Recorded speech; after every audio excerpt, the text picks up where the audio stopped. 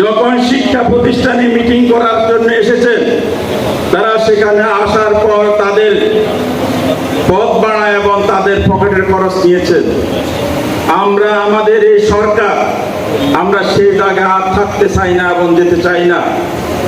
আমরা চেয়েছি, আমাদের এমপি সাহেব চেয়েছে, এই শিক্ষার, আমাদের শিক্ষার মান উন্নয়নের জন্য যারা শিক্ষা প্রতিষ্ঠানের প্রধান হবেন, তারা সমাজের মধ্যে গ্রহণযোগ্যতা যাদের আছে, তাদেরকে সমাজ একজন ভালো মানুষ হিসেবে চিহ্নিত করবে, যারা মাদকের সাথে সম্পৃক্ত থাকবে না। এবং অতীতে যে সমস্ত সভাপতিরা শিক্ষা প্রতিষ্ঠান থেকে বিভিন্নভাবে টাকা পয়সা নিয়েছে, সেরকম টাকা পয়সার প্রতি যাদের লোভ থাকবে না, উপরন্ত এই সমস্ত সভাপতি শিক্ষা প্রতিষ্ঠানে তারা তাদের পকেটের টাকা পয়সা খরচ করবে। এবং ইতিমধ্যে আমরা দেখেছি এবং শুনেছি, যারা সভাপতি হয়েছেন তারা তাদের পকেটের টাকা পয়সা খরচ করিয়ে মিটিং করতেছে।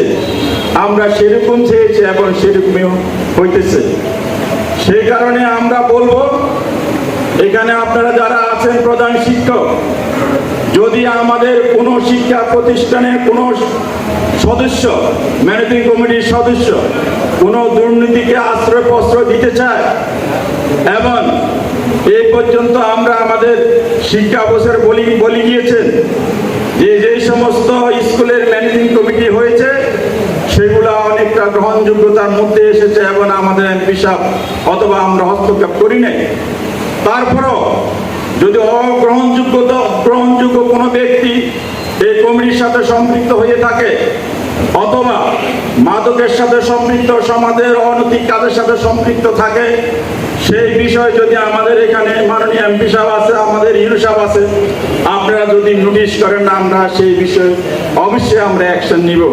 শিক্ষা প্রতিষ্ঠানের আশেপাশে জড়ে যাওয়া এবং আমাদের যে সমস্ত ছাত্ররা স্কুলমুখী না, তাদেরকে স্কুলমুখী করার জন্য আপনারা কাজ করে যাবেন। আমাদের এই সরকার এবং আমরা শিক্ষা প্রতিষ্ঠানের শিক্ষা